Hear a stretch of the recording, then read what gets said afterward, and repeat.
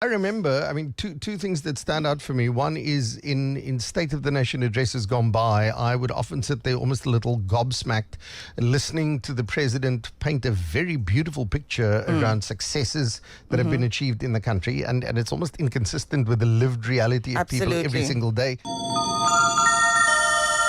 Wow! The land of make-believe! You might remember past presidents saying we have a good story to tell. I mean, that always has been the mantra of the ruling party and when the president delivers State of the Nations. I mean, that's one thing. And then the other, there were these outlandish promises. Every child in this country was going to get a tablet, for instance. You know, education was going to happen. Free with Wi-Fi. Free Wi-Fi at all schools. We were going to build a techno city somewhere. Where's the smart city? Yeah, where's It's the since smart 2019. city? You know, It's SONA 2019.